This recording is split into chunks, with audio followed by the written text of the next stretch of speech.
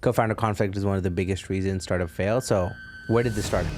It's hard to grow your business when you don't know how to talk about it. What's the one thing that would force you to stop being an entrepreneur? Friends and family are the worst people you can hire. I think it's a really bad idea to study people like Elon Musk and Steve Jobs. Yeah, I feel like a lot of people really want just the glorified outcome. I realize that business philosophy is the worst messaging in the world. The mistake a lot of people make with a pitch deck is they talk about, oh, there's this problem in the world or whatever, and I'm the one who's going to solve it. You guys are building a startup. How did you guys decide to work together? What's your backstory? I constantly was working with founders in my free time.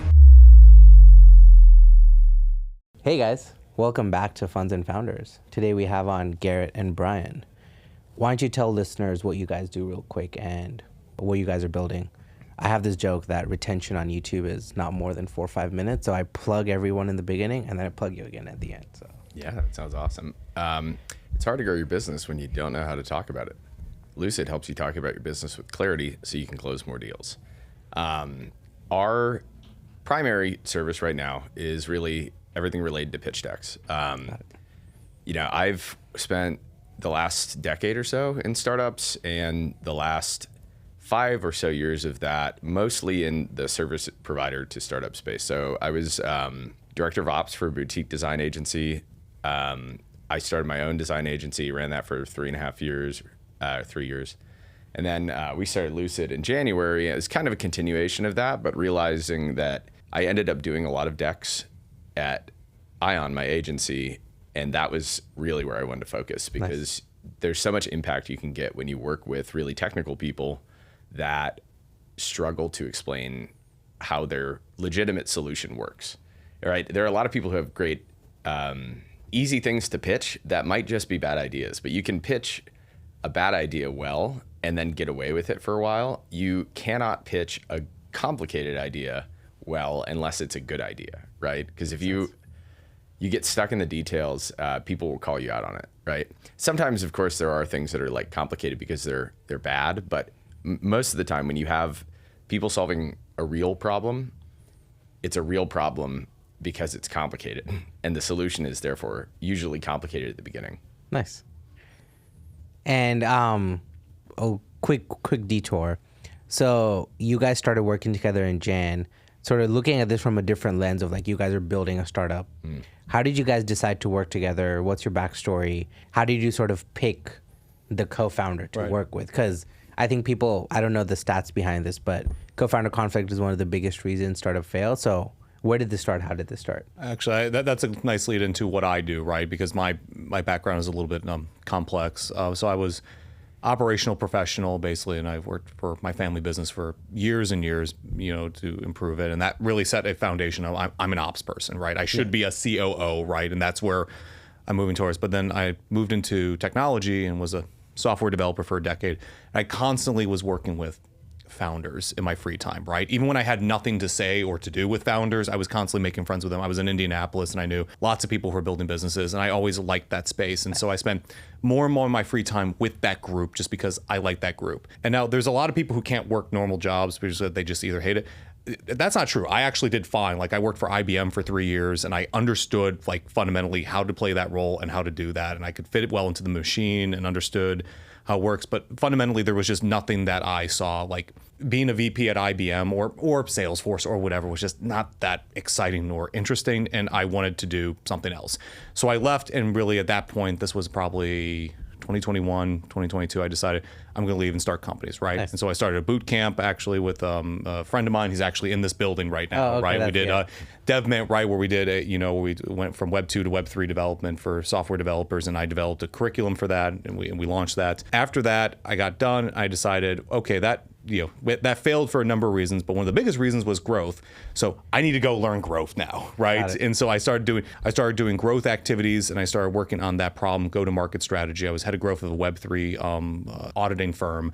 And around this time, I met Garrett, and I was an advisor for his organization. Nice. And we just were chatting, just friendly at first. He told me about his business, and eventually he said, "Oh, do you want to help me advise?" And I was like, "Oh, I like Garrett enough. Let me help." And I can't say this line because it's too self-congratulatory, but what is the line you say about me? Let me lead into that one. So Somewhere in the process of me having my design agency, I initially got hired to do some work for, like design work for a company called Idea Market. Yeah. And then in the process, I ended up being chief of staff. It was like Instagram posts and like the website. And then they were like, oh my God, you could help with all this other stuff. So when I was at Idea Market, we raised $600K. That was the first deck I worked on. And I was like, man, I love this. But Idea Market had like fundamental market flaws. Like the model was not good. And I realized this like 3 months into my tenure as chief of staff. And then I was like, you have to fire me and my team, because I was in charge of like the design department, the marketing department. So you guys can get runway to Actually, pivot. Yeah. And they did pivot. They lasted a couple more months and they died, which is a shame. I loved working there though. But I realized I was like, well, I'm going to go raise for my own startup. I had a thing I'd been working on for a while. It was a Web 2.5 social media platform designed for specifically content creators. Because a long time ago, I had a podcasting and media group, like a loose association of, probably like 12 content creators on Twitter. And we, wrote a book and did a course or conference, all that stuff. So I understand the creator space really well. And I went out to raise for this. I got Brian and 4 other advisors. And Brian did the work of all 5 of them because the other 4 were not as good as Brian was. So they're great people. I love them to death. But Brian got us all our VC meetings. He, helped us with budgeting for the build and all that stuff. Got you your CTO. Yeah, he got us our CTO too. Great guy.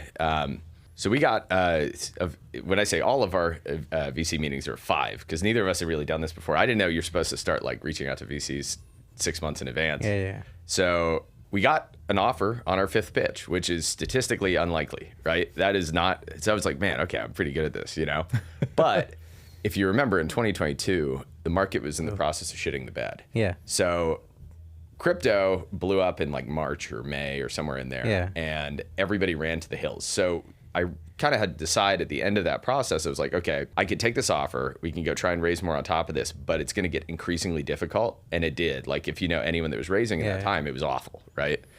Or I can go back and focus on working on pitch decks so I could be amazing at this. So the next time I go raise for something, it's going to be really easy. And now, also just like working in the space, you learn how it works and stuff like that.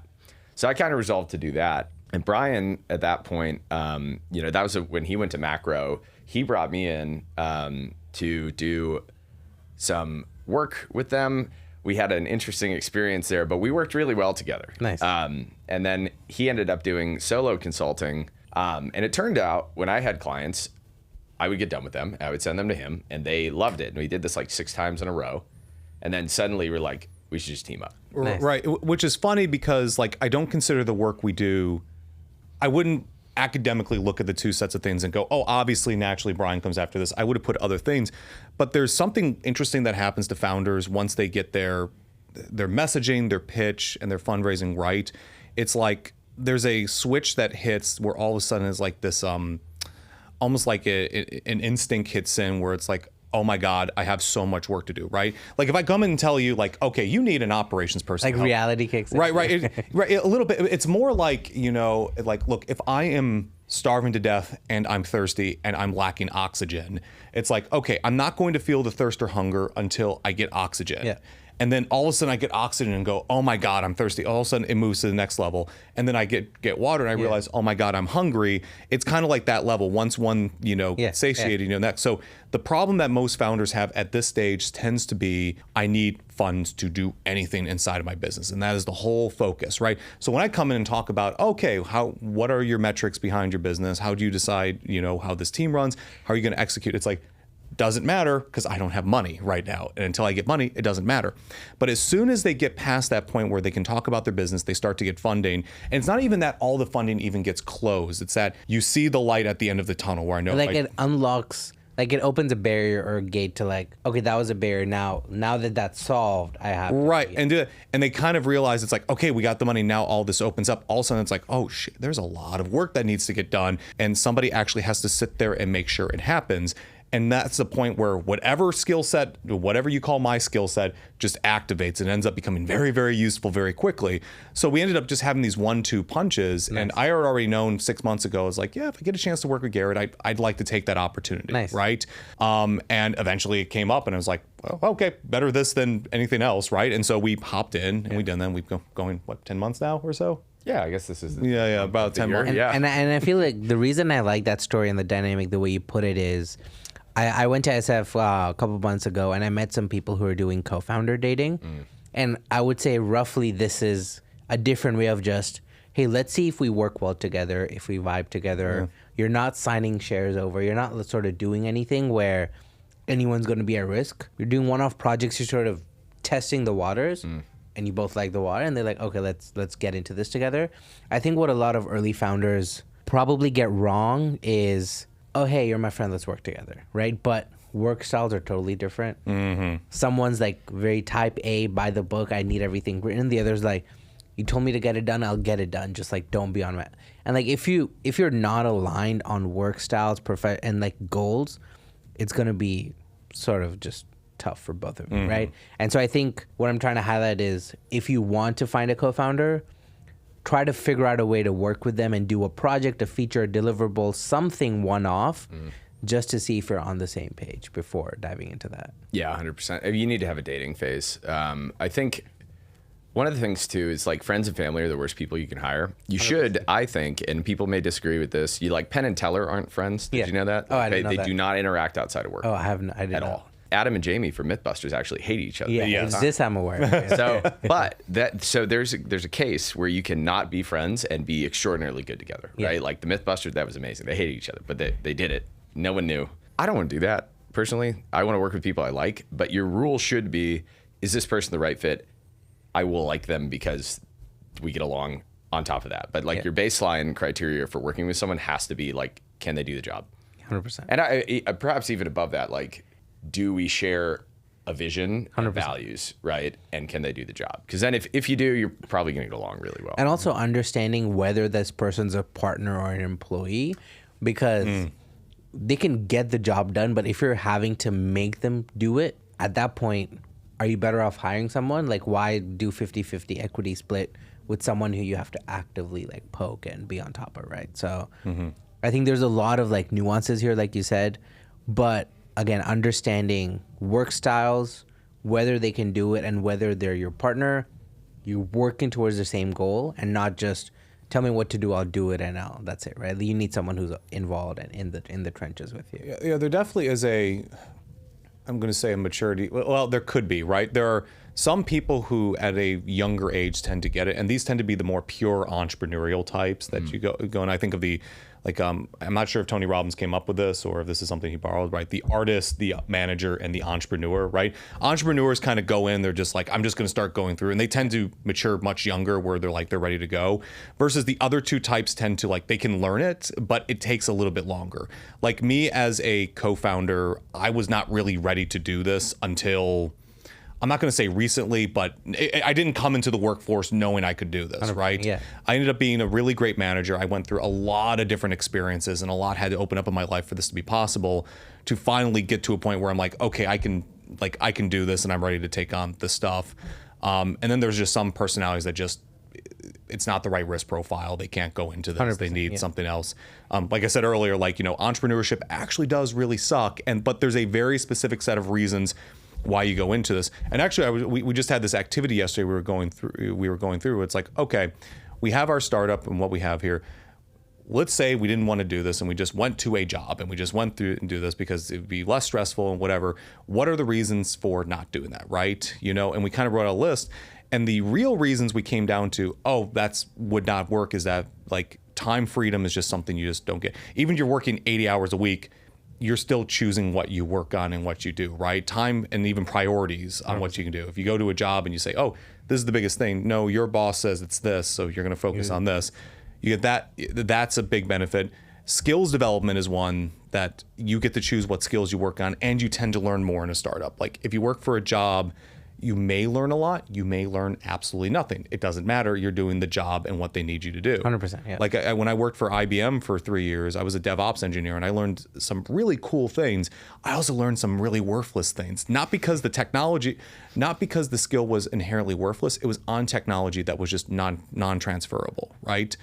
That was another reason. Another thing that I learned is that while a job provides more stability, or I guess it's a hidden stability, right? Or there's a hidden risk along with the stability where you can just lose your job and be thrown out to the market, but there's just no wealth building inside of a company, right? 100%. You cannot build that. And so those were like the big three reasons we came back to, and we're kind of like, oh, okay, so this is why we're doing this and why there's no better alternative, right? And based on my personality, that's like, I'm always kind of looking at my options on what I have here. So I've kind of convinced, okay, we're on the right path. So how do we proceed from here? Nice. I like that. Taking a slight shift, right? So you mentioned you guys help founders get clarity. Can you define clarity? What do you think that means for a founder? What are you trying to help them achieve? Our internal definition of that is that when we have done our job correctly, it should feel evident. It should feel obvious that this is the right answer, that okay, we've exhausted everything, we've thought about all the other options, this is clearly the right answer. And a lot of times, part of why we have a job, I think, is that when founders are close to things, they miss the forest for the trees. And when rarely does a person, even founders, ask the question why more than twice. So a lot of what we do in our early exercises when we're working with people is ask them why until we get the right answer, which I think is more than twice, and people aren't used to that. You ask people like, oh yeah, why are you in business? They're like, to make money. It's like, you can do something else. This is probably not the only reason, right? And I think, we have a good sense of what, I don't know, it's kind of an intuitive process, but like when you get the right answer, you've gotten the right thing because you've done the exhaustive work of like piecing through all the different possible options. And I think people just don't do that. And often founders don't have the time to do that themselves. And it's very, very, very hard to do it for yourself. It's much easier to have someone help you do that, especially who has that outside perspective. Yeah. And so when you say why, are you focused on building the brand and messaging on the pitch deck? Is it across the board, or where do you sort of focus? Well, is there a difference or not? I don't know. Well, there's kind of I'm not going to say a trick, but there's so Garrett in his previous job, in his previous company, had this idea that I was working with called business philosophy that I was working at, and there's only two people I've ever met in any work that has talked about this concept, right? And one of them was a 9-figure multiple entrepreneur who was just an absolute killer who went into businesses, and Garrett was the other person. When the output that people buy, that actually buy from us is actually will be a deliverable, right? We have to do that, right? It's a pitch deck, it's a narrative, it is a set of assets, whatever. But in order to get to that answer, you have to go a little level deeper, and it's kind of this term that Garrett came up with and I really like, which is really your business philosophy. What I believe is that in order for founders to really get to a good solution and get to one where it doesn't feel like they're, grasping at straws, is that you take them back to the foundation of this is what your business actually means, and you build up from the foundation of really just true statements about your company. What are your values? What are your beliefs? What's the exact way you would describe it? And once you do that, you get to a point where all of a sudden it gets way easier to start to put together these narratives and these assets and these problems, because you're starting with this shared understanding of what that is. The thing that clients come out of when they've had a really great experience is that they don't really talk about the pitch. They don't really talk about the deck. It's, I feel I understand this now. I feel like I'm fighting from a really powerful position in a way I wasn't before. And now when I go out into the world, it's this focus that I have that all makes me realize, okay, this is obviously the next right answer. Makes sense. And how many founders do you think truly understand that? Like if you were to, I'm not saying give me stats, but like just 80-20, what do you think? Because, and the reason I'm asking this is like a random example. Let's say I'm a founder. I see, this person is having difficulty doing X. Let me go solve X. Becomes a product, I see traction. So I'm at the stage where I think this can be a startup, and I'm not making a statement, but I feel like a lot of founders have probably never thought of like what you're talking about, the business failure. They've never gone to the why. They see opportunities, they see idea, they test and traction. Great, startup, let me build this company, right? Have you noticed that? Do you feel like people are not going as deep to that level of the why and the business philosophy? Yeah, people don't. I mean, this is why Simon Sinek has a job, you know? Yeah. When we have a series of exercises that we call sprints that we do with people that were sort of like, there was a similar version of things that I did at the design agency I used to work at, but I noticed when we were there, we would only spend a max of an hour on them. And I was like, this is like so much, if we just did as long as it took to get it right, it would be better, right? That was part of what inspired me to do my agency when I left, right? And in the process, I've run these sprints probably hundreds of times now with hundreds of entrepreneurs, individuals, founding teams, whoever, right? And there are two people that are already like wildly successful, right? One of them is Jamie Combs, the founder of Natural Balance Foods. They make naked bars. Yeah. He's exited. He's a super awesome guy. And the other one is Howard Bloom, who is Michael Jackson's publicist, as well as the author of like 7 or 8 like deep science and philosophy books, like just a crazy, interesting guy, right? And both of these people, normally this is our first exercise is a 2-hour exercise, right? We get into like all the mission, vision, the values, that stuff like that. Both of them, when we did this, had basically perfect copy, pre-written messages for every single one of the things. They knew their values, they knew their mission, they knew their vision, they knew their brand personality, they had slogans for stuff. It was crazy. I was like, okay, I don't know. I can't say that doing these exercises is causal in that you're going to do these and then you're going to be successful. But I do know that the people that I've worked with that are already successful have already done something like this on their own. So there's something about knowing this stuff that makes you a winner, right? And thinking about it at all. And these are people too, if you want to think like in a Jungian sense, these are like guys that are individuated. They've become who they're supposed to be. They're very unique. They're fleshed out people. They're full, like robust people. And so there's something in there. And that's where I'm really fascinated. The thing that led to Lucid, though, is I realized that business philosophy is the worst messaging in the world. So we don't call it that anymore. We call it clarity, right? But it's the same thing. Yeah. It's knowing your business philosophy. What's the result of that is you feel like you have clarity. You know what you're doing. And how, on average, are you able to get to this point with every person you're working with? And the reason I'm assuming that a lot of people don't really know why. Some people see an idea, see market, see traction, and correct me if I'm wrong, like, are you able to drill down and get everyone you're working to understand that why? Very small exceptions. We've had a couple, less than maybe 3, I think, that are like bad fit clients. They're either people that have something like personality defect or like their ego, or they don't know what they're doing. Like, you can't get most people to it. But really the thing is that most people have it in there. They just haven't spent the time to think about it. Okay. And if you give people the right set of questions, you can lead them down the path and you say, okay, well, if it wasn't about money, why would you do it? Right. And then suddenly they already know this. They just haven't asked themselves that. Right. But there's a reason, if you think just fundamentally how people make decisions, if I could do a laundromat or my startup, a laundromat is like a super stable cash flowing business. It's a great thing, right? That's the barometer I like to use as comparison. Everyone knows what a laundromat does. There's no question, no ambiguity whatsoever, right? That's a perfectly defined business. But we're not doing that. Most people aren't doing that. We're all doing something else, which is ill-defined and confusing. And we chose to do something that's riskier because we have some motivation in there. You wouldn't have done that if it wasn't in there at all, right? And unless you're like I want to call myself an entrepreneur person, but typically we don't work with those people. Makes sense. Right. And so I'll make an addendum to that, which is that from people we have interacted with, there's a few that it just didn't work. And the tendency, it tends to be, one was just a terrible fit in general, right? Just it didn't work. But the other sets of individuals like almost didn't value it because they saw it as a waste of time. And instead it's just, okay, why aren't we doing real work here, right? Why aren't we building out here? Not realizing that this is what leads to the real work.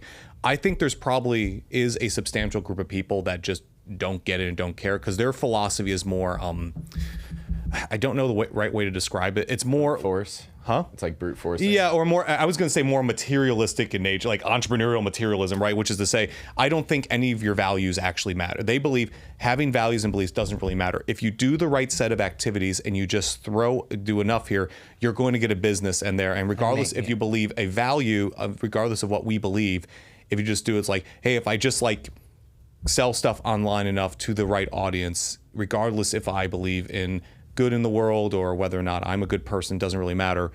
It's going to work, right? And we wholly reject that thesis, right? That's why we do, is that actually doesn't exist. Any business that is out there either got extraordinarily lucky and would have died at some point if not picked up by an acquisition or whatever, or will just inevitably lead to failure. And it's only these businesses that go through and actually win that understand these things. So in a way, yeah? I would say it's a spectrum. So like, so for a long time when I had my old agency, I did extensive research on reading all of the about pages of companies, right? And I used to host a Discord where we would just go through this. I would talk for a couple hours a week. And we would just pick an industry and go from who makes the most money all the way down and just analyze them, right? And so like the easiest one my favorite mission statement is Tesla, which is accelerating the global transition to sustainable energy, right? That is a very, very beautiful mission statement because it does not say anything about what they're actually doing, which is making batteries, making cars, making robots now, whatever. Robotaxis. Right. Well, they have the robots too. Yeah, the whole nine. Yeah. The roofs. They're able to pivot and still accomplish their mission, right? But if you look at like Honda, it's something along the lines of we help people move by making vehicles or something. So if they ever had to pivot, they're not going to pivot. And if you look at Ford, who I believe at the time, this is a couple of years ago, when I did this, Ford was number 3.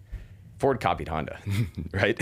So by the time usually in an industry you get down to like 7 or 8 or 9, they have no philosophy at all. There's no values, whatever. Like you look at Microsoft. Microsoft has 3 values sandwiched somewhere way deep in their website, and they're clearly written by the HR department. They're not lived out. You can tell they're just made up.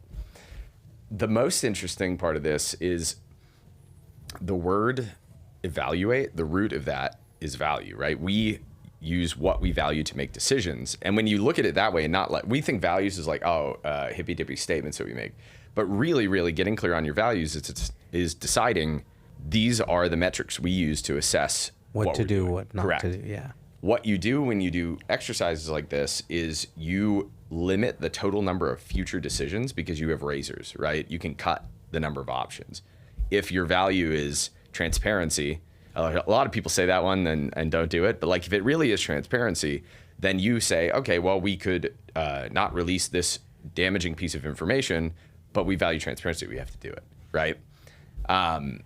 And I think that's the way that I look at it. You're not allowed to have more than 7. If you have more than 7, you won't remember them all. You can't have less than 3. Everyone cares about at least 3 things. But if you have those as your barometer, you can make better, faster decisions, and you can teach that decision making to your employees, right? Because you get entropy as your like core mission radiates out into the team. But Tesla, who had an extraordinarily strong culture, when I worked there, even on the line, there was a guy who worked on the line who was a .com millionaire who had 7 sports cars that he would drive to work, and he was just bored. But he wanted to work somewhere cool that was doing something that mattered because he didn't have to work anymore, right? That would not happen at the Amazon factory that was across the street. At the Amazon factory, they found a dead body a week after they had died. Culture differences, right? So, Yeah. And so I recently joined Walmart, and Walmart has this thing called EDLC, EDLP, everyday low cost, everyday low prices. And that's sort of what Sam Walton, who started Walmart, that's his whole vision. Right. So every time there's a decision, and every time I've seen people bring this up, like, oh, if there's any possibility that's going to affect one of these 2 things, it's just not even an option. It could be the best business decision. It could make Walmart hundreds of millions of dollars, but it doesn't matter if it's not. And so I think that stems down from, so that's what the company values. That's what people are supposed to value at Walmart. So if it doesn't affect that, then. Right, and there's something that we've kind of realized, and I'm not sure if we'd call it a theory or a belief, but I think it's true, which is that you have this thing that is business philosophy, which is this thing that we think we found, right, or at least understood, and it's like, okay, these are what you fundamentally believe, but it's not formed into something. When you do it externally, you get brand, basically, which is all the things that you say about who you are and how you want other people to feel about you. When you point these things internally, it becomes culture. How do we actually operate the business, and how do we actually get people to make sure that we're aligned with their values? And so those two things, brand and culture, come fundamentally from understanding what's your business philosophy. Makes sense. I like that. Can you just give some examples of what values you've seen people have? And I just want to materialize what that, for someone listening, what that means. What are we talking about? Like, we mentioned transparency. Do you think values would be better, or do you think alpha would be better to talk about here? Alpha's too confusing. Okay. That requires a lot of preamble. The most common things that people say that I truly just don't believe is like things like innovation. Yep. I think innovation is important. Innovation is not something that most people are actually doing most of the time. Makes sense. And I think most people actually don't value real innovation. I think if you learn anything from pitching, you learn that new ideas scare people and they don't like them. And so we have a rule when you pitch, like pitch a new thing like it's an old thing, pitch an old thing like it's a new thing, right? So innovation really always gets under my skin. There's a lot I feel like you guys know this better than I do, but my perception is that if people use innovation, the reason they probably do is the perception of it. Bingo. Is the perception of, oh, if I say that or if I brand that, people think I'm always doing cutting edge, whatever, right? It's the perception of that, not the actual execution of that. That's what the exercises are designed to get past. Because when what we do when we do values is we'll sit down and have them write out at least 30 values. 30 is a lot. By the time you get I don't even think I know 30 values. It's hard, yeah. But by the time you get to the end, you will feel like, okay, that was we actually had to think about it. Their first 5 answers are going to be like throwaways, right? Yeah. There's like innovation, transparency, Empowerment. Oh, that's my least favorite. Empowerment is banned. I do not let people say that ever. It means nothing. Oh, how do you empower people? Say that, right? You get through that and then you group them by theme, because what you see is themes emerge. And then you're like, oh, you thought about these. There's, hundreds, if not thousands of words that you could have said, but you said these, and you said these in groups. We're pointing at something, right? And now we have a target. So you keep doing that, and you cut and you cut and you cut until you get down to 7. And when you get down to like the last group is usually like 11 or 12. You have to now decide between things that you like. And you get in there a lot of synonyms, so you have to be particular about words that you like that are correct. Because synonyms are different for a reason, right? There are actually nuances in those things. So transparency versus truthfulness versus honesty all have slightly different connotations, right? That becomes really valuable. And then you get like, one of my favorite words when people say this is a value, stewardship. Like the idea of like and this is especially for like service oriented businesses, we may have something similar to that in ours, but hey, I'm a steward of this. I'm helping to shepherd this thing that's going to be independent, but managed by, like taken care of. That's a great value. It evokes an emotion. It's very clear what it looks like when you're doing that versus, empowerment. Like it means nothing. It's used to death. And so you have to try to avoid buzzwords, because people use buzzwords to sound like they know what they're talking about when they don't know what they're talking about. Right. And the important thing about this activity, and I think this is what's really, really critical, is that everything you throw down on the page kind of acts as a filter, right? It acts as you can cut where like empowerment or innovation, it's particularly innovation fails because what company doesn't want to be innovative? What company is going to say, I mean, literally even the laundromat is going to say, oh, we're innovative for this reason, right? It doesn't cut, therefore it's not fundamentally useful, versus saying like radical transparency, right, may come out, may be one of those values where it's like, oh yeah, our book of business is completely open. My internal people know exactly what I make and everyone knows what they make. That is something that some companies go, whoa, there's no way in hell we're going to do that. And it's not that they're wrong, right? It's not that being radically transparent versus not there's no value there's no moral judgment being made there, but you are saying this is what we define, and that fundamentally excludes groups of people, right? It makes you different from other businesses. And the more you have those cuts that you truly believe in, the more defined that you get on, okay, this is exactly the type of company we have, which means now you have decisions now it becomes much easier to make decisions downstream. Makes sense. Can you just give us the 80-20 of what are some stuff people should be going to? Like you mentioned the words you guys don't like. What is the fluff versus what are the like real, not real, but what are the words and values that you want people to think about?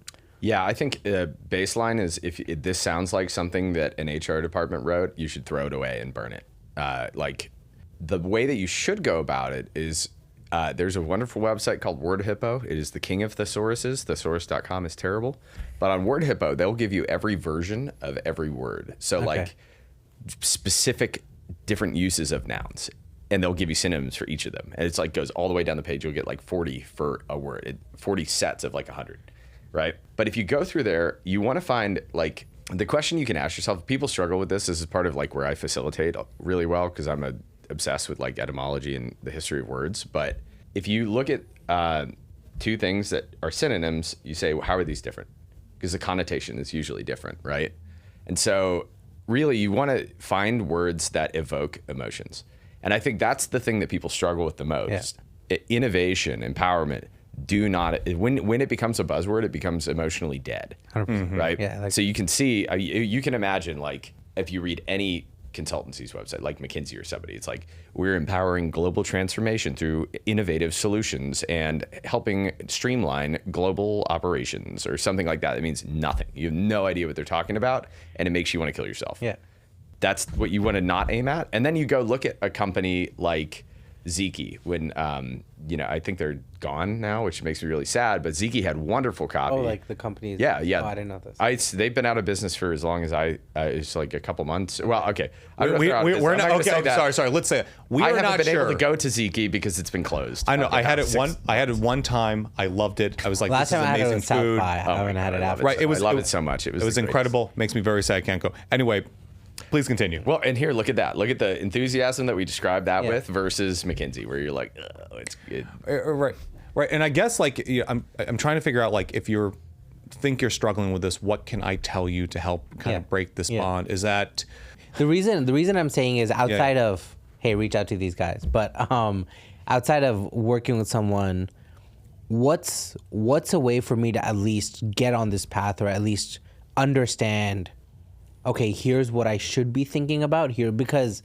again, like we were talking about before we like started recording, was, people see stuff online, social media pushes you in a certain direction, and I feel like you're pushed towards these kinds of buzzwords versus no one's saying, hey, think about these things. I don't know if that makes sense what I'm trying to say, but it does. And actually, I'll give actually something very specific here, and this is where I always start with these discussions, and I even think I bring this up. This comes up at least once during the discussion, which is start at the exact moment you came up with this idea to decide this needs to exist. My former mentor called this the spark discussion, right? The spark that brought this in, because there's a very specific orientation that gives the individual, right? Where it's like, oh God, I was at this bar and I was looking around and all of a sudden I noticed that there was something missing, right? Yeah. There was some here and there's a real pain, right? Like it was, and not only just a real pain, enough pain that you noticed or you saw someone else doing where it's like, oh, that really sucks. Right, there's an empathy that has to go there, right? In that, and good companies will have that spark where it's like, this is a real pain point. I'm going to solve that, and that empathy and noticing that pain really is what creates a startup, right? I see a pain, I can solve it. If I build up this machine over here, we're going to call my business. We're actually going to be able to solve this, so this individual doesn't have that pain. That makes it very emotional, which means that all of a sudden you start to get to the right words that you need to be using. I like that. Yeah, it's tricky. It's really easy to explain how to do it the wrong way because it's always the same. It's always done wrong in the same way, but doing it the right way is always unique. So if you come out of the exercise and you like got something generic, you did it wrong and you need to do it again. And I think when you can tell, and this is a subjective feeling, but you have to be able to say, this word evokes emotions in me.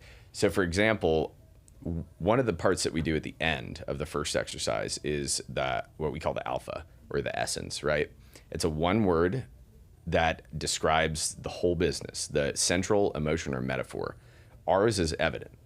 It should feel evident. It's obvious. Oh my God, we got it. Right. Yeah. And that's the feeling of relief that you get when you get the right answer. You get that stroke of insight. Yeah. That is, our business is about the creation of that emotion all the time. Makes If we're not doing that, we're not succeeding, Makes right? sense. And the way when we do that process for that one word thing, people will say all kinds of stuff. They'll say, revolutionary is one, you know? It's like, revolutionary, okay, cool. Are you always in a revolution? Is it always going? Well, actually, if we're going to talk about this, talk about the example you always mention where alpha gets correct, because that'll help explain it. Yeah, so the easiest example I like to use is one of the first times I did this is a guy named Dan Rhodes. Dan at the time was an insurance salesman, health insurance, and he was getting into financial advising as well. So his brand is Health and Wealth. And if you went through this first exercise and looked at all the stuff that he did, except for the last piece, it would look very similar to anyone else who does those things, right? There's not that much variety in the industry. It's pretty straightforward. But his alpha was the word Pathfinder, and that conveys a whole story. Like, Dan is a guy who was, you know, he was broke, he was in debt, he didn't have health insurance, and he figured out how to cut his own trail through the woods. And now he's here to help you on the path to health and wealth, avoid the traps and pitfalls and misadventures of the journey, right? And so immediately it's like, oh, there's emotional content. I can feel that story. That's a relatable thing, right? So that's the thing that people really struggle with, because when we get in this like habitual mode of operating, we don't feel the things that we're doing. We're just on robotically. We're on automatic, right? So that's what I encourage people to do is like, and this is true of all messaging. You really are not going to have good messaging, good pitches if you're not emotionally connecting with your audience. And I think that starts with being able to emotionally connect to what you care about, which is actually often scary for people. It requires you to be emotionally invested. When you say generic stuff, you're not taking a risk. Makes sense. Right? So you should say the thing that you're like, that sounds awesome, but it's scary. That's going to be much more effective because it will be polarizing. Some of the people will love it and some of the people will hate it, instead of generic, like McKinsey copy is designed to be unoffensive, right? Yeah. How does someone know they need to figure this out? As a rule, I think this is supplementary, but the easy test that we have for people when, like if they were going to work with us is when I say that line, it's hard to grow your business when you don't know how to talk about it. If people hear that and say, oh God, I don't know how to talk about my business, then you need to do this stuff, right? And this tends to be, there are three places that you could have this problem. You could have this problem super early, in which case it's not your fault. You're just super early. You might have a bad idea. You might have a good idea and it's early. You don't know, but you need to test it and get some traction. You don't need necessarily, like, you can always try and do this stuff and it's helpful to do it earlier, but you may not have enough information because you haven't tested. Yeah. Mm-hmm. Right? There's a place in between where you have some traction, but you're still struggling to talk about it. That's where it's the most important. And then you have a place which this would be like the post-Series A kind of place where if you're still struggling to talk about it, something's probably wrong, right? It's very weird if you get like late, unless you like offer new products or something like that. But it'd be very weird if your overarching business is like approaching B and it doesn't make sense, right? So if you're too early, there's a variety of reasons you could have problems with this stuff. If you're in the middle, okay, it probably is your messaging's a problem, especially if you're a technical founder. Yeah. Like, and if you're late, I would be concerned. Right. And the way that people get around this on not knowing the stuff early on is usually, it's always through the, charisma is not the right term, but is usually the founder has a wide enough network and can explain around these things enough that people get it. Like if I were sitting in front of you and you gave me enough time and I needed to convince you to invest in a startup, enough time's going to allow me to go and do, like, if we spend 10 hours here and be like, okay, I finally get it, right? Yeah. Especially if I'm charismatic and I have a good background, you're going to be like, okay, I finally get it. And yeah, I would want to invest, right? And early on, you have nothing but time in your startup, right? 100%. So, and you're willing to go out and talk to lots of people. So you tend to get into these places where it's like the founder spends 2 hours with each individual and can actually raise the round. However, once you get to a point where you need to scale, one, you have to go outside of your immediate network, which means you have less trust. And two, you have less time with each individual, which means that instead of talking about it for 30 minutes, you often have like what for the average VC, I think they will look over your deck if they even choose to look at it, right? For about 2-3 minutes or so, maybe 4. And the first pitch discussion will be about 20 minutes. That's how much time you need to get the point across to get them invested without falling into hidey holes, without talking about technology, without talking about the wrong thing, which means that you have to be more crafted. You have to have more of a crafted narrative by that point. And if you don't have that, like I said, with some of our folks who are absolutely brilliant people, right, that we've helped, where it's like they were just spending too much time talking about the details, and they were prepared to explain for 2 hours, not 20 minutes. Yeah. And I feel like I've seen this. I know some tech founders who are so excited about the tech they're building, right? The algo they've figured out, or like whatever. And like, I think they just don't understand. Like, it's a lack of soft skills maybe at some point is they just don't understand that. I get that that's what excites you, but from a business investment perspective, you got to paint the full picture. Why is what you're so excited about important to like the big picture of whatever you're building, right? And I've noticed that a couple times. It's the example I give to explain that is if you've ever seen the movie Frozen with a child, they're thrilled about Elsa and Olaf and the whole story and singing the songs, whatever. That's what you're supposed to get out of Frozen. That is the point of the movie. It's entertaining to a 6-year-old, right? If you've ever watched Frozen as someone that's ever done any CG modeling stuff at all, man, is the snow cool. Like, it's crazy. They spent years making the snow work, and I've watched videos about how they made the snow work, all that kind of stuff. It's super, super cool.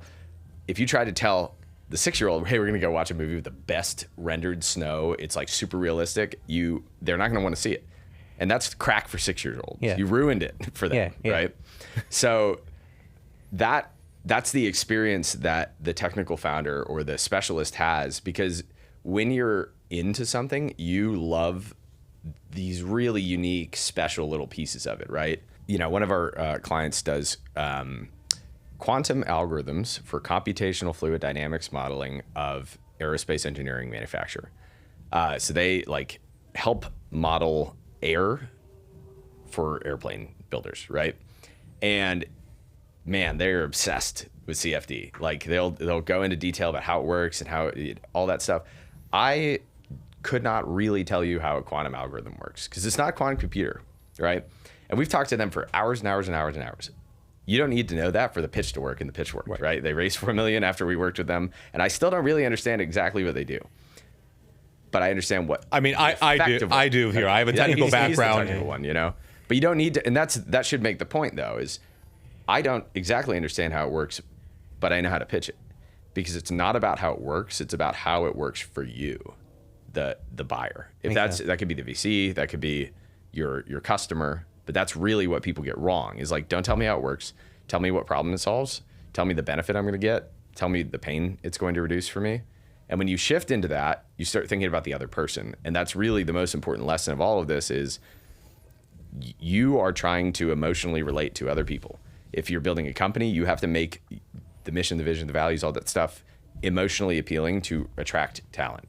If you're selling, you need to understand the problems that bother the people you're selling to and make it attractive to them, right? If you're pitching, you have to understand how VCs think. And that's more complicated. There's more rules to it, but it's all about the other person. It's never about you. 100%. You are instrumental and in helping that person get what they want. That's it. You only exist to serve the other person in the eyes of the other person. Makes sense. Random question. Mm-hmm. How often does someone come to you and then leave thinking, oh, either I'm in the wrong business or I got to pivot or I got to build a new product or I'm not in it for the right reasons? So the good news about who we generally help is that they tend to be pretty settled founders. Like they know this is their career. Got it. They're often exited founders, right? They are folks who have done things before. So we don't have that often. However, I have had this sense with some of the people who are in our network that we've worked with where I just look at them and go, you haven't figured this out, right? Because in my mind, I have this mental model I have on to try to understand where problems exist inside of a business, right? And you go all the way from the organization, like at the very tippy top of it is management and organizational structure, right? Then you go a level down and you have systems and processes inside the business. Then below that is operations and everything stacks. Like if you don't have your product figured out, it's going to cause issues with your marketing, right? So your marketing is going to look like it sucks when in fact it might not be a marketing problem. It's actually a product problem, right? And do that. So this goes all the way down. This actually goes down in my head to below that to business model value proposition, goes down to business philosophy, and then you get below that, it's actually the founder. So I've had calls where I'm trying to I'm trying to figure out what the problem is, Makes right? sense. And they talk about issues, and we talk about the marketing of the business or the operation. Okay, that's the problem. I start asking about the product, and that it's very loose and goosey. You're trying to figure out how deep is how deep rooted is right. And then I go through the business model and the value proposition, and that's weird. And I start to ask some other questions, and eventually I just get done with the call, and I'm like, this person shouldn't be doing this right now. Like they have not figured out so many things, that. Why are you doing this, right? Because you don't have, because at some point I should be, it's like I'm slipping down a mountain basically, and I'm looking for some root or rock to grab onto where it's like, okay, at least I'm here, and now I know what level the problem exists at. But sometimes you just slide all the way down to the bottom of the mountain, and it's like, I can't help this. Makes sense. I have one really funny story. This was one of my favorite things that ever happened. Many years ago, when I worked at the other design agency, I was doing an Ikigai workshop for a cohort that had just graduated the Founders Institute, right? I think it was a Chicago chapter or something like that. And we go through, we're doing Ikigai, which for those of you who don't know is, what you're good at, what the world needs, what you love doing, what you get paid for. It's the intersection, like a 4-way Venn diagram of that, right? And so we're just asking them questions about what do you like to do, this and that. And at the end, you combine those things into a statement that's a lot like a mission statement, but more like for yourself, where you say like, this is why I'm doing this is how I'm doing this is what I'm doing, right? So I go through and I'm asking people in the audience like, hey, what do you want to share? And they're like, yeah. And they're like excited, everyone's having a good time. And there's like one guy who hasn't shared. And I get to the end, I'm like, hey man, what's up? He's like, you want to share? He's like, no. I was like, why not? He's like, I don't think I'm supposed to be here. Which is actually a blessing. Yeah, no. I felt really good about that because we did him a favor. However, the Founders Institute, whatever, the whole length of the cohort did not teach him that. And I was like really troubled by that. It was like, okay, you went through like a relatively rigorous set of learning, right? And at no point did anyone ask you why you wanted to do this or what you wanted to do. So yeah, I think that's more of a really early stage problem. Yeah. You have like, there are certain people that just shouldn't be here, right? There's a Heraclitus quote. It's like, out of every 100 men, 10 shouldn't even be there. 80 are normal fighters, 10 are true soldiers, and they the battle make. But one of them is a leader, and he will lead the others back, right? That's kind of the same distribution. Like there are people who shouldn't be there, but they get weeded out in the pre-seed phase, generally. Makes sense. There are people who have a personality defect, and I think that tends to get you, it can get you anywhere at different levels, but some of them become apparent at different levels, and you get like filtered, So like, hey, you were actually really good on small teams. The big teams happened, then you like got really scared and you stopped being a good manager. You started to introduce office politics, and now it's gone to shit, right? Yeah. I've worked with a group where the founder like completely abdicated everything to their ops person. Okay. And their ops person was 20. And introduced horrible amounts of office politics, and that company had a $1 million contract and lost it. They had 16 people on the team and had to fire everyone. And at the end, they were spending the last money they had on doing corporate retreats in Miami and not on saving the employees, right? So there are filters at every level, right? You're continuously asked to be better as a person, as a founder. And that's the actual game. Like business is self-development, right? And eventually the development of others selves by proxy of your organization. I was talking about this yesterday. I feel like when you talk about levels, I think as a founder, understanding where your skill set lies is also a really mature unlock. Knowing you're a 0 to 1, a 1 to 10 person, because these skill sets, as you're saying, you have to evolve with the company growth. And maybe you're just really good at 0 to 1. Maybe you're really good from 1 to 10. Maybe you're a 10 to 100, right? There's not a lot of examples of people who've done the whole thing. Understanding where your like true area of expertise lies allows you to constantly stay in that higher out. You can still own and run the company, but maybe you're not the right CEO to go from X to Y or Y to Z, right? And so I think understanding that also takes a lot of maturity for founders, but you got to learn by doing and learn what you're good at, learn what you're not good at. Right. And the other problem is that like that takes a lot of self-reflection. Yeah. And there's a certain class of entrepreneur that is just so thoroughly not, like, the reason why they're successful is because they're not reflective, right? Yeah. That's what got them through the door in the first place. But all of a sudden it's like, great, you got through the door. Congratulations. Here's your, here's your magazine cover. You're on the podcast now.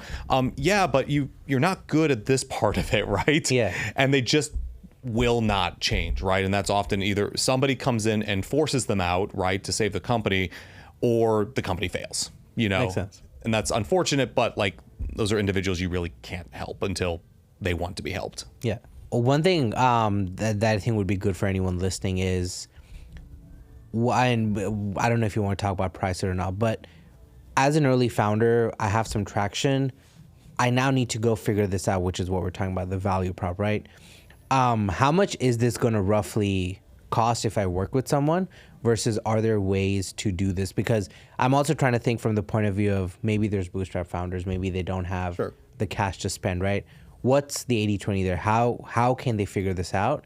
And if they're willing to spend on it, what's the ballpark of this cost going to be? It totally depends. We tend to work with people that are like seed or Series A stage, so we're a little bit more pricey. We're not. If you're bootstrapping, you're probably gonna have a hard time affording us. If you're early enough, it is your job to figure this out, right? You don't have to be perfect either, right? The people who have this stuff perfect are late stage, end stage, like founders. Okay, meaning you can get there without having it perfect, right? But knowing that you have to do it is the important part. So I think what I would do is sit down and make a really good attempt at writing out your mission, vision, values, right? You can also, if you really want to try, do your alpha. That is probably going to be outside your grasp. It's very hard, but do that and consider writing out a business plan. You know, I know those are frowned upon, but like the value of doing it nowadays is for you and thinking through that stuff. There's other things you can do that are free online, like the brand canvas is like, if you just go on Google Images, there's 100 of them. It's really useful. It's actually very thorough. You could do like a SWOT analysis. You could do all these other kinds of things. But like, if you care about this at all, you could all of these questions can be answered by yourself online. What we do as a service is we're better at answering these questions than you are by yourself. And we help you do it faster than if you did it yourself. And you have the reps, right? Like you've done it where, Right. Let me give an answer on like why if you're pre-seed, this probably isn't necessary. Like I mentioned here, it's like there is a set of things that I look for in founders to know, are they ready for this? Market, business model, value proposition are really like, that's the three core things. And when you're in that early pre-seed, that is the stuff you're becoming a master of. So, okay, so let's answer a question. Why do you need a brand, right? Because all of this really, at least the way we structure it today, is in service of let's create you a brand, let's create you a pitch deck, let's create you whatever. It's because you now need to scale out, right? Your time, you need to reach more people that you do not know as well with more limited time. And really, brand is effectively, it's a hack, right? It's a way that you get trust with people, right? Like, so like if you know nothing about a company and just say, I'm going to show you a B2B SaaS product for, like, let's say it's a competitor to Miro, right? Or something like that. You have an expectation in your head on what that's going to look like. If you go to the website and it looks like the default bootstrap template, right? Or whatever, you're going to go and say, oh, wow, that really sucks. They are not ready, right? And you're just going to you may not even consciously think that. You just get hit in the eyes and go, oh, these guys suck, right? And you kind of move on. That's an important thing to address as you get on later. But if you're really early on where it's like, hey, I need a very small company, I need a few people to get into this, you can usually work around that, right? The founder can come out and say, website's dog shit. We don't have time to hire it, but I promise the product is good and we're going to help and do that. You can get around that. It is the area that I'm not even sure if we picked these out. I guess we figured out where it's like, by the time you get to from pre-seed, really your seed round, right? And you're starting to move to Series A, that's when the scaling activity needs to happen, where it's like, I've run out of my network, I've run out of folks in the immediate sphere, and I need to now start looking the part that they're going to expect, right? And if I don't have that, I'm just going to flat out limit who I can talk to. And that's true for when you're pitching. That's true when you're looking for new customers. That's true when you're going out into the, in the world and doing PR or anything else, which is when that becomes really, really important. So if you're really early on and you're at that pre-seed, I really look at those are the three things, really master those and build relationships, and all of a sudden you're starting to do you're doing the right things, in addition to, like, you know, the other activities that we mentioned, right? To think about your business philosophy, as we call it. The other thing I would say on that point is you can get away with templates for everything. Like if you go, there's a website called Envato Elements. It's like $12 a month. It has every possible thing in the world. You could stock images, stock video, stock music, graphic templates for social posts, brand stuff, website templates for WordPress. I don't like WordPress, but you could do that if you want to. You could make immediately, it's like the benefit of having a like decent designer, right? Actually, a lot of stuff is great. If you don't know how to use it, you're gonna water it down a little bit. But like doing something like that, or if you're gonna do a website, in my opinion, you should go get a Webflow template and like figure out how to do it. It's a little bit harder, but it will make a gorgeous website versus like a WordPress or a Shopify, which would be like, you know. But there's things you could do to bootstrap. You can get pitch deck templates. Like, it's so easy. You just go, Figma has them. You get tons of free ones. You can go look at every pitch deck in the world. They have like all these websites that list them. There's a pretty big Twitter account as well now that does just 10 pitch decks. Pitch deck analysis. That's it. And like, but that's the thing. People just don't make the effort to do this stuff. And I see people with decks that are just completely awful. It's like, okay, yeah, you put in no effort. The VCs aren't going to listen, right? Your pitch probably isn't good because you're not thinking about it like this is a thing you could improve on. Yeah. So that's where, like, if you can't afford to have people do it, what you're paying to get what you need is effort, right? Makes sense. If you can't pay cash, you will pay in effort and sweat. Yeah, right? 100%. Yeah. And I think, I know this is a random thought that came to mind. This whole like Mr. Beast guide got released on Twitter, like a 36-page guide for his employees. Yes, yeah. And in one of the things, he has a consultants are a cheat code of like, hey, if you want to make the largest pizza in the world, go to the guy who currently has the record for the largest pizza in the world, because he's probably figured something out. Pay them, learn, and then go try to do the larger pizza, right? That's the example he has with the doc, I think. But and you have to tell people that because, like, especially for entrepreneurs, you are in the business of being the person who has all the answers, even when you don't. Yeah. Right? So it's very hard for some individuals to go and say, I don't know this thing and I actually legitimately need help here, right? Regardless if it's a blind spot or it's just ego. So it's very hard to get somebody who's in that state to kick out of that and go and say, you actually do need help here, right? And it has nothing to do with you. It's not a personal thing, right? You just don't know it. It's really hard to get people, into that state in general.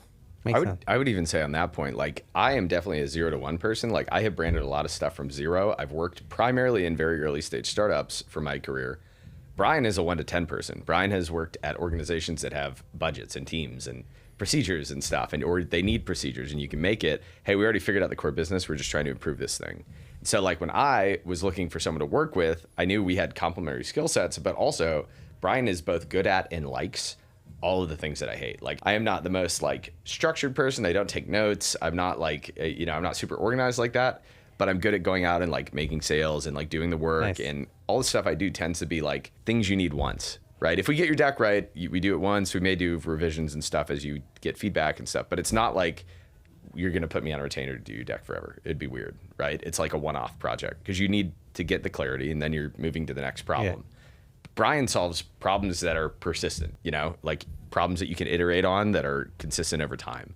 And so like knowing that we have those different skill sets, like it was like, oh yeah, this fills a gap that I'm not going to be able to fill without like losing my mind. Yeah. And I think one thing I like talking to founders, right? So like on the software side, what I pitch people is like, hey, I don't want to be your tech partner forever. Ideally, I want to build you an MVP, you get traction, maybe raise a bit of cash. I want to offboard to your own team at some point. Like that is my end goal is I'm only with you for 18, 24 months at the most, depending on like your life cycle of your company. But I think a lot of people are just looking for someone to figure it out. And they're not willing to work through the phases, right? At some point, an offshore tech team is not the right solution anymore. I want to ideally ramp off. And I think understanding that also is, like, there's phases to this journey, right? Like you get something done, like you said, it unlocks, opens another door. Another set of problems unlocks, opens another door. But I feel like some founders I talk to are just looking for, I don't know if cheat codes is the right word, but they're like, hey, you do that for me, you do that for me, you do that for me. And then I've noticed that sometimes, but there's a thing that happens with early stage people where they're looking for service providers where they have, let's say you have $5,000. yeah, And you have 5 things you need to get done. Yeah. And each of those things costs $5,000. What you end up doing is doing one of those things and expecting it to do the work of 5 things. yeah, So like if you ever, as a service provider that's listening to this, if you're ever like quibbling with someone over the budget, you are about to walk into that problem. If they are uncomfortable with the price, you should probably not do it. 100%. Like it's just you have to learn this the hard way because you're like, oh, I need the money, I want the money. Nope, don't do it. And I think that's part of it. Generally, people in that same boat are also looking for you to take responsibility for the success of the business. 100%. Yeah. So we're currently doing a brand for and some packaging and stuff for men's skincare startup. And I had to have this conversation with them. They're cool. They're like the right kind of people to do this thing. But I was like, hey, we can invest in brand and building the website and all this stuff, but like you guys are going to have to be able to do something when it's produced. And that if you aren't able to do something with that, then while this is going to help you sell, it's not going to do all the work for you. You're going to have to like be able to work with it. Yeah. You can't rely on this just solving all your problems, right? Yeah. And I think it's important, like as a service provider, for you to have those conversations with people because that is, that's your job. Your job is to make 100%. sure people make informed decisions. And a lot of times I'll tell people when I meet with them, especially deck people, because they're usually early, I'll be like, hey, just go get a template. Here's some tips. Go try it out. Come back. I'll happily review it with you and see what you did. But like people just need bootstrap. Like if you're broke, you need to bootstrap. Figure out the cheapest, easiest, template-y way to do it. Yeah. I had a lawyer on yesterday, and we were talking about, okay, just give me the 80-20, right? What should they spend on? What can they just use a template or LegalZoom or whatever for? And he's like, sometimes he talks to these founders who spend $20K just in company formations. Yeah. And I'm like, that's sort of coming from a point of view where you think you want to be an entrepreneur, you have the cash, but you sort of don't really have an idea, product, whatever. And so you're just spending money on these random things, trying to get to that end goal of like it's plain entrepreneur more than being focused on the main thing. Because and the reason why you're spending money on that is because there's a really hard thing, a really painful thing that you're avoiding, which is going and having discussions with new folks, actually going and trying to figure out, like, it really always comes down to build a product and go talk to the market you want to sell to, and then being yelled at or told you suck or whatever from that market and going back. That's the actual really hard thing most people try to avoid when they go off and actually build these things, right? Or they think if we stay away from the market and really, really think well about this for a long time, we'll create something great, when in fact, no real work is being done. Makes sense. It's, something that people need to learn is buying the Rolex does not make you successful. And as a principle, the things that successful people do after they're successful are not the things that make you successful. I forget if it was Naval or somebody, some prominent, super, super rich person posted, they say, yeah, I only work 4 hours a week now. It's like, yeah, because you're a billionaire. Yeah. You can do that, right? If you're not a billionaire, you have to work like all of the hours of the week. And so I think that's an important thing is we look at what the trappings of success are, not the actions of success. Yeah. And being able to say, okay, maybe we don't need to make 5 social media accounts for this company that has no content team, right? Maybe that's not the first priority, and maybe it's not the 500th priority. Like, what can we do right now that's actually going to connect directly to value generation for the business, right? Things that drive revenue. It's going to be sales, marketing, making the product good enough to sell and market, right? And I think people just need to do that. And that's the part that scares you, because that requires you to take the risk of saying, I'm going to go to market with this thing, and I could be wrong.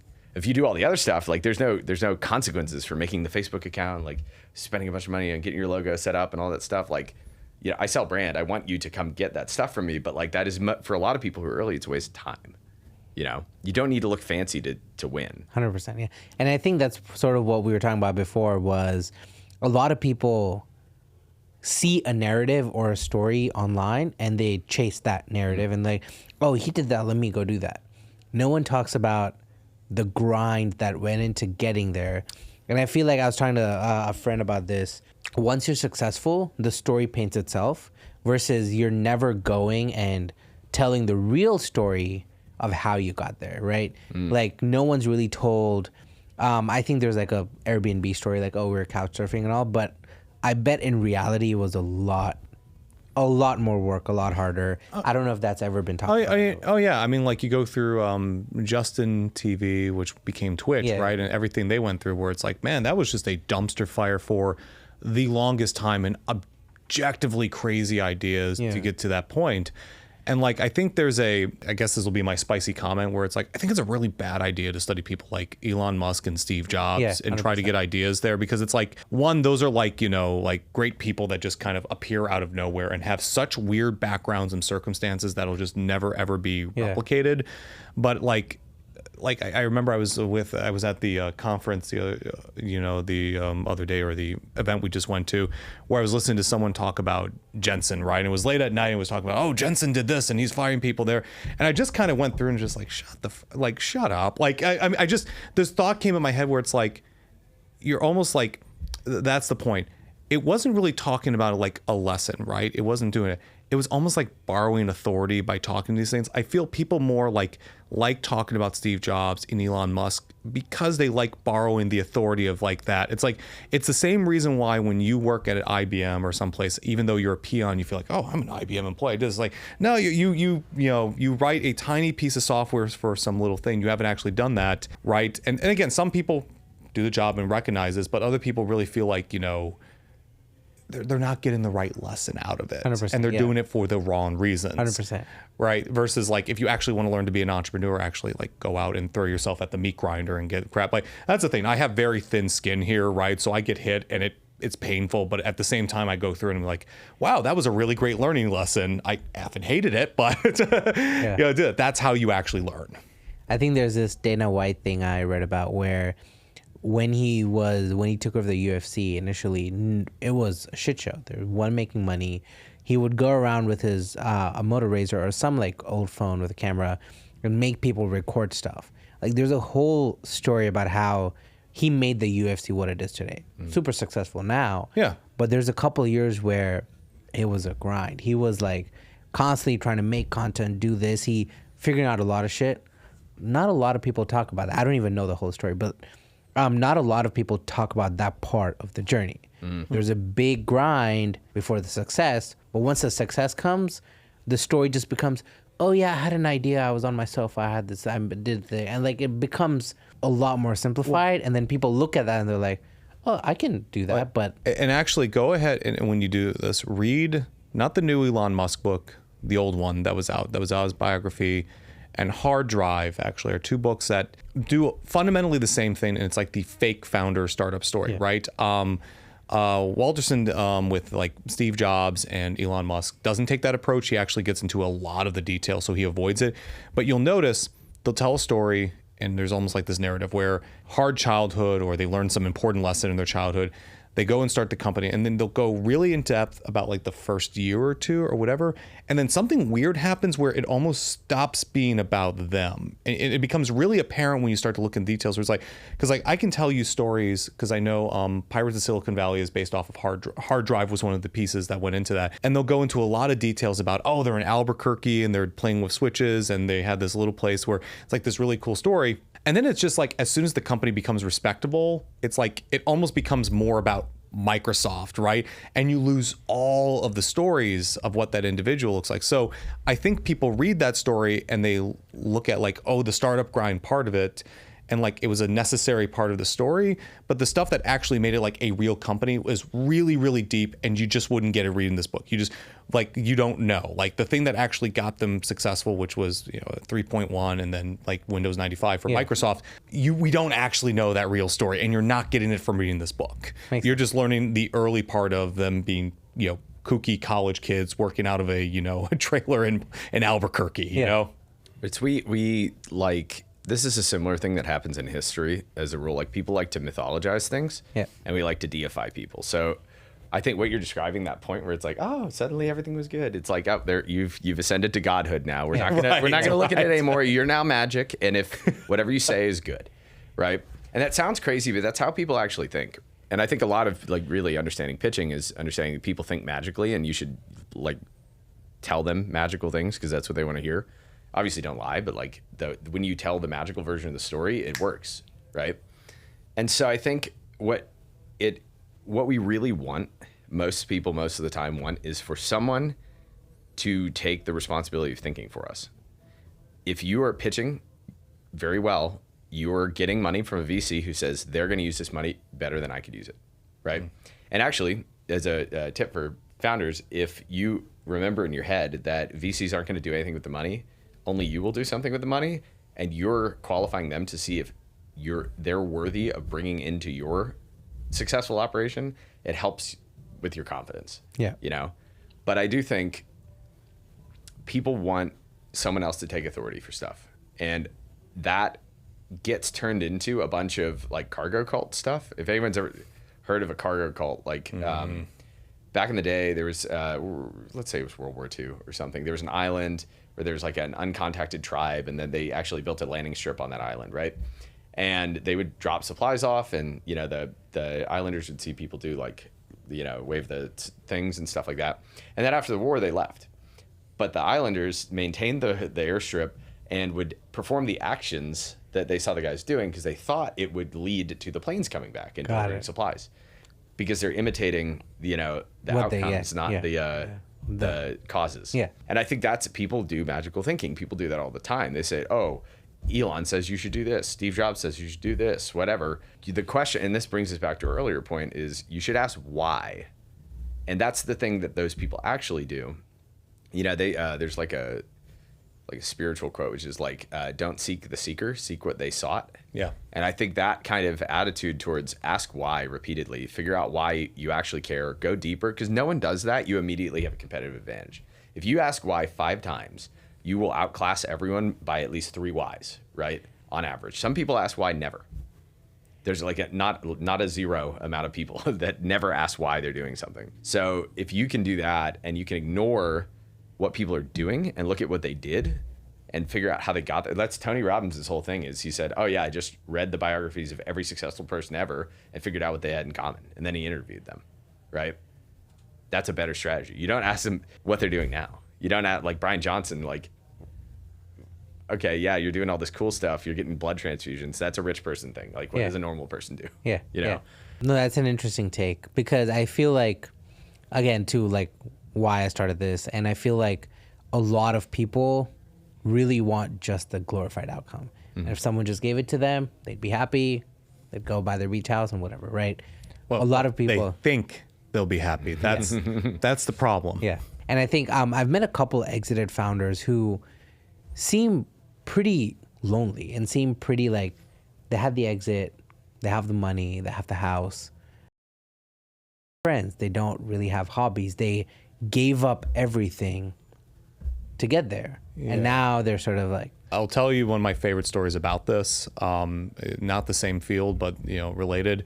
There's a Shep Gordon, I think is his name, right? He had a movie called Ubermensch, right, where they talked about his background, and he ended up being a manager for musicians and like some of the most famous musicians of like the 60s, 70s, and 80s. Yeah. I think he was the manager. I was really close friends with him, and he knew he became very, very good at doing what he did. He could get them elevated to a level, but he got to a certain point where he saw the same story play out over and over again that eventually started sitting down people. And he said this in the documentary where if somebody says they want him to manage them, he will sit them and go and say, okay, I'm going to get you what you're looking for. You will be rich, you will be famous, you will have access to everything you're looking for. But the problem is that the thing that's inside of you, that hole that you think needs to be filled, that will be filled like this, will not be filled. And the problem is, as soon as I get you to the fame and wealth and statuses, you will have all the drugs and all the people you need to kill yourself. And that if you are using this to do this, to try to fill that hole, you will find you won't fill it, and you will try to fill it with drugs and this lifestyle, and you will die. And he's had a few of his clients die, right, because of this. And he goes and looks at it and saying, you need this hole. You need to fill this hole. And famously, like, you know, Alice Cooper, right, was this, you know, big rocker and actually ended up becoming a born-again Christian, right, you know, and what he did because he realized that thing, that this is not going to fill it. And so entrepreneurs have something similar. The people who are really driven, you can tell, I can spot that individual now, and that there's a reason. Often it comes from mental health issues or significant abuse, right? Where it's just traumatic, where they'll go down this path, they're driven, right? I just got this eye, and I realize it's like, I hope they're successful. And I'm the type of individual that knows how to help them with certain aspects of their company. But I kind of realize it's like, they're going to get to that level and they're going to realize it's not enough. And when you when you've gone after something so hard and so difficult and you achieved it and you expect, oh, it's going to fill that hole and it's not there, it is devastating, right? And so either you throw yourself back into the loop and say, oh, I just need a bigger company and that's why I need it, or you start looking elsewhere and, well, you might not be looking in the right places. Makes sense. I like that. I like that frame of reference. Sweet. But yeah, I think that covered a lot of stuff. I don't know if there's a clear answer to this, but for someone listening, if they're working on a pitch deck, do you guys have recommendations on the 5 or 7 slides that they should have, and what's fluff? Or I mean, we have a lead generator we're building right now that has this exact information. It's not ready yet, but if you're listening to this in the future, it will be on our website. It'll be a couple of weeks, so we can link all that. Yeah, the easy answer, if you're watching at home, go look up the Sequoia format for pitch decks and use that. That if you don't have the time to do it the way that we do it, which is more complicated and convoluted, to get the answer out of, that's the easiest. The best thing you could do is use the slides in the Sequoia deck, and on each slide, as an exercise before you make the real deck, write 1 sentence. You get 1 sentence per slide for 10 slides. If you do this right, you will have an awesome elevator pitch that you could just say that every time. If it's like problem, solution, why now, whatever. Yeah, I don't like them in that order. I think there's the actual Sequoia format could be improved on, but if you could do that, you're chilling. You will be way better off. Nice. There's a wonderful book called Get Backed that it's a Harvard Business Review published it, but they have tons of slides from existing decks. They explain every possible slide that you could ever put in your deck. Yeah. And there's like 40 or 50 total slides that you could put in. Don't make a 40 or 50 slide deck, just for the reference. But that's a really good book. Pitch Anything by Oren Klaff is really good. Although a caution with that, like I love that book, he's crazy, and the things that he describes probably won't work for you. But it's good to read anyway, because there's certain parts that he talks about, like creating opportunity, that are really wonderful. And Story Brand is the third one. Like Story Brand is your barometer for good content, like good copy. If it follows, who wrote Story Brand? Donald Miller's structure, it is better. Like he's just the best at simple messaging. And if you ever watch his content, Donald Miller has 2 videos on the EntreLeadership channel, Dave Ramsey's YouTube channel, where he talks at length about his 2 basic things. Amazing. He's the best. So that would be 3 things. Like go do the Sequoia deck, 1 sentence per slide, and then read those 3 books, and you should be. All right, and I'm going to add one more thing, and this is actually from the real pitch deck thing we do, but it's the most useful reframing, right? Like what is the thing? We do a lot of things in the pitch deck to get to the right answer. The biggest thing that we do that a lot of people don't is that we get to the secret on why VCs actually care, which is where is the big opportunity, right? That's the question they're asking is in there. There's a lot of other things you have to answer, but you have to say, what's the opportunity big? Is the opportunity big enough? The mistake a lot of people make with the pitch deck is they talk about, oh, there's this problem in the world or whatever, and I'm the one who's going to solve it. And it doesn't really answer that question. The thing Garrett figured out, and we have in this deck, is that you really need to frame your startup in the context of a bigger change in the world, right? I mean, here's the thing. If let's say we had no change in the population age, let's say that we had no major technological innovations, like anything you think of society just kind of stopped, and this was just like how we're going to be forever. There would be no need for companies, right? We would eventually shift into, well, here are the main companies, here are the main things. There really wouldn't be a need for any new startups because it's like everything is static. But as a new technology change, if new technology comes out, things go faster, things get easier to do. As populations change, their needs change, right? If everyone's getting older, they have different needs en masse, which means there's an opening for an opportunity. Every startup is basically saying, I see that opening, and if I go into my startup and we start this company and this machine, we can capture some amount of value there. Yeah. So if there's one thing that you can do to make your pitch better, which is what is that big opportunity that exists in the world, and give it a name. That is the name that you have. And that name will be the thing that frames everything else. Good segue into what I was going to ask you is, Do you guys have 3 resource recommendations for anyone listening? And feel free to use the same, or if you want to talk about resources to figure out why value, I'd love 3 recommendations from both of you. Venture deals. Probably people have mentioned Staple it before. Bible, yeah. If you are raising, you must read that book. You could do nothing else. You absolutely have to understand the contents of the book. It's not a fun read. It's not that long, but it's like reading lead. I would say it's dense. dense. Yeah. It's not fun. Picked it up multiple times. I still don't think I've read it cover to cover yet. I don't think I got that far either. But if you get far enough, you get the gist. Yeah. And you understand, like, really, probably if you're totally unfamiliar, you're probably raising a safe round anyway. So Yeah. You should still know it, but it's not going to be as relevant. But really, the part you understand is like the valuation, pre-money, post-money, all that kind of stuff, and some of the different terms in the contracts. You can drop whatever you think. I'm trying to think. In the context of this discussion, I don't have. I mean, it could be in general too. I mean, like Revenue architecture is pretty good. revenue architecture is good. Okay, so this is a very, very dense book, and it starts to get more into the operation sides of things. But actually, even better than that for easier books, if you've ever read the book Traction, Okay. that is a very good book because it does. I think there are better versions of this book, and I don't think it accomplishes what it intends to, but it does frame things for go-to-market strategy. We mostly talk about pitch, but then there's this whole next thing, which is great. We know our messaging.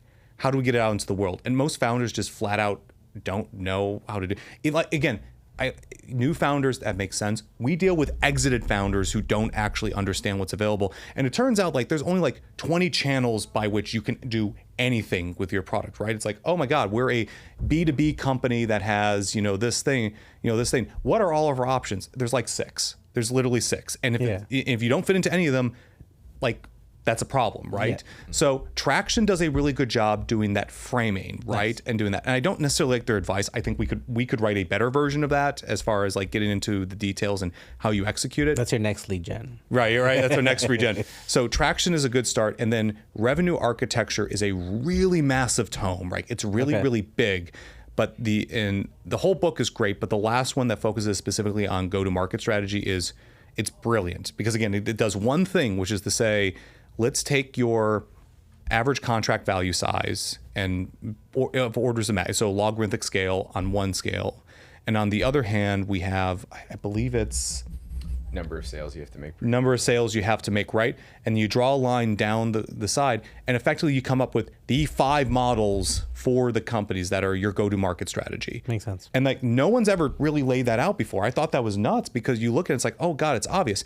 If you are making $100,000 per contract, there's a certain expectation you have. There's only so many things, which means you go from thinking, oh, we should run paid ads to this, like, oh, here's to this. Yeah. Again, it's not that like every single Traction model can fit into every single one of these buckets, but their job and what their job is depends, changes greatly. Going for all the way from it's your primary lead gen source on one end, all the way to it is a way to build awareness with brand, with people to get them to think about your company 6 months before you actually go and engage with them in any meaningful way.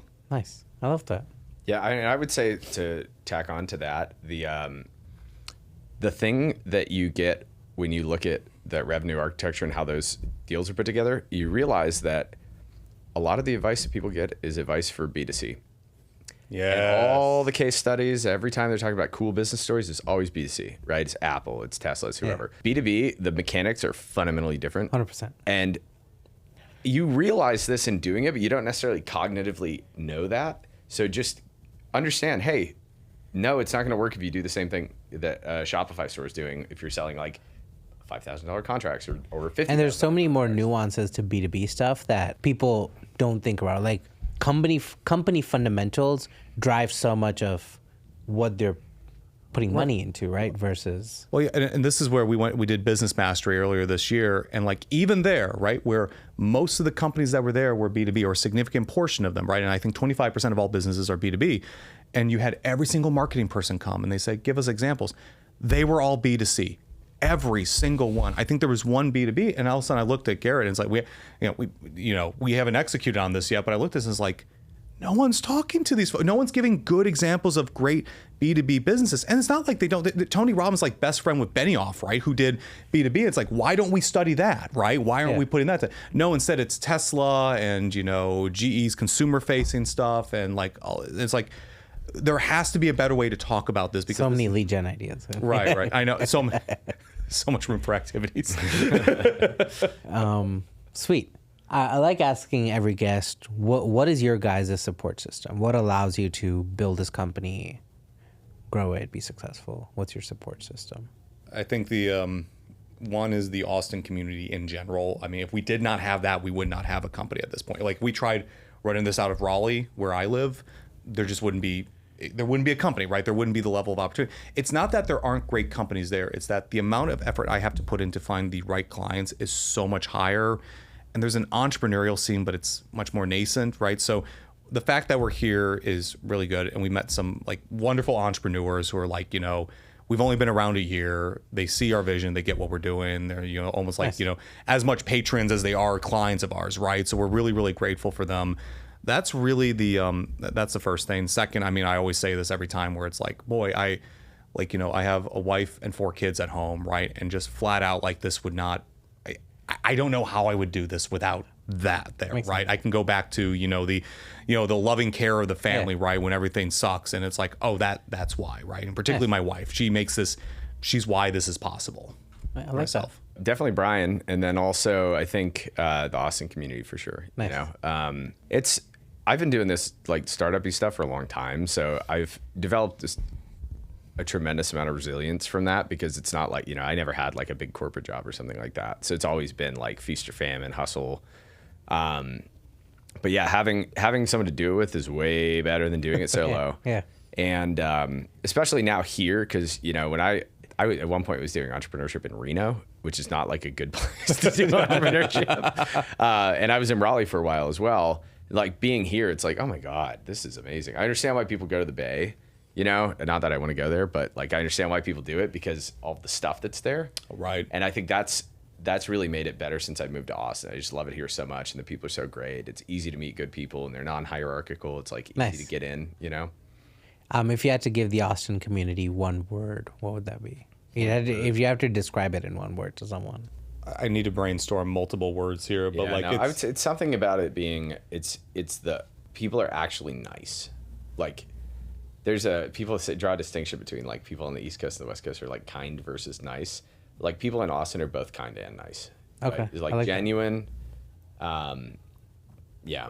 I guess I'm not going to use one word, unfortunately, but I can kind of tell you what I've noticed, especially compared to like, more corporate.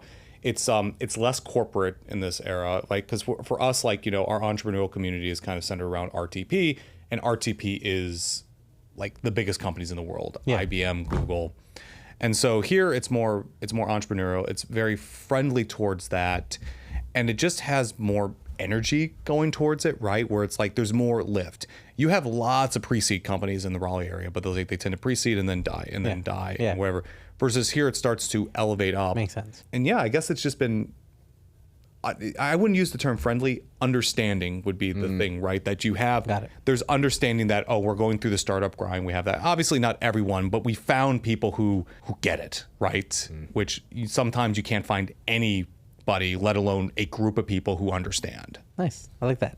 I do this bit towards the end of every episode where I'll ask you one question. So your guys' question from my previous guest is, what would be the parachute to get you out of this situation? What's the one thing that would force you to stop being an entrepreneur and sort of just go get a 9-to-5 and like all this quit? We literally had the same question yesterday. Yeah. I don't see a version where that happens. Like I really only know how to do this. Like I'm insubordinate. I'm not good at working under people. Yeah, I'm not. I'm awesome at service providing because I get to decide how I do it. But like it's not for me.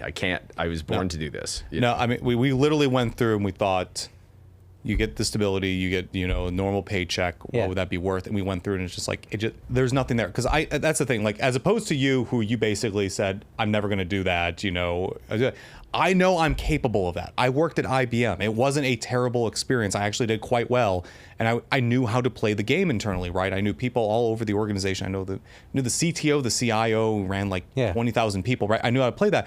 But at the end of the day, it wasn't giving me what I needed. Like I knew I could have been a VP at one of these companies and it didn't happen. So when we went back to this list and we thought, here's what we get, what do we give up in return? And we literally had these 4 things that are all very important: wealth creation, skills generation, time and priority, priority independence. And it's like, it doesn't make sense. There's nothing. So we're still marching forward, and we weren't questioning it necessarily, but I kind of opened up the door and we're like, oh, never mind, it's horrible. You were just establishing the right. It's horrible over there, so we're never going to go there. Nice. I would say I do also have the luxury of being single, so that makes I can take a lot more risks. Brian doesn't. So I think there must be somewhere the threshold of like, oh no, we didn't make any money for 3 years. We have to go get real jobs or something like that. Whereas I would just end up doing a different version of this, right? Like, I know based on my skill set, there are things that I know how to sell that I can walk out of the house and meet the right person and sell $10,000 or $20,000 worth of services.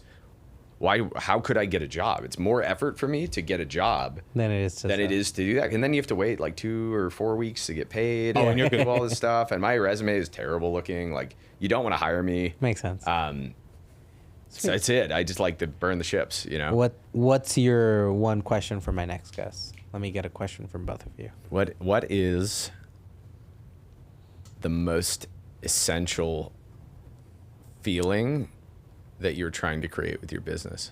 I would say that, I want to ask something more opsy. I haven't talked about ops stuff, so I would do it. So I would say, what is the one consistent thing your business needs to do right now that is just not doing, right? That a year from now, it's still going to have to do this thing, but it's just flat out not doing it, and why? Cool. I appreciate that. Well, that's all I had for you guys. Let's plug you guys again. Where should people reach out? What do you want them to go see? And we'll link everything and add graphics and stuff. But lucidconsult.ing. You can email either of us at Garrett or Brian at lucidconsult.ing. And that's Brian at Lucid or Garrett at Lucid, not Brian or Garrett. No. And that's pretty much it. Sweet. We're also, if you go to our website, there will be plenty of buttons that you can click to schedule a call with us. You do it for free. Despite being the pitch guy, I'm not a pushy salesperson, so I'm happy to talk to anyone about anything. So that's, if any questions about any of the stuff we talked about, you wanted me to review your pitch deck, I will gladly do that. Nice. And if you're in the Austin community, you can see these guys on Saturday walks. And any other events you regularly attend. I love the walks. I love IMP. IMP. I tend to go to IMP, it wasn't a couple of days ago, right? Yeah. Last week, I think. Yeah. Maybe, I think Reveal, if you are familiar with that, is very, very good. I just also joined Base, so I'm going to see. Nice. I think the Austin chapter is just about to start. Yeah, nice. Zach's a great guy. And Moby's event, Austin Friends. That's I'm having him on a 5 today. Nice. Yeah, I love Moby. I just co-hosted an event with Moby on Wednesday. That's where I saw his name. I don't know. I've never met him. He's awesome. Yeah, he's a good dude. I don't know. There's tons of stuff. I don't know. If you're in town and you go to business events, you will have met me at this point, I assume. Nice. Or if not, you will soon. Sweet. Well, I appreciate you guys coming on. That flew by a lot faster than I would have thought, but it was a very nice conversation. Thank you for having us.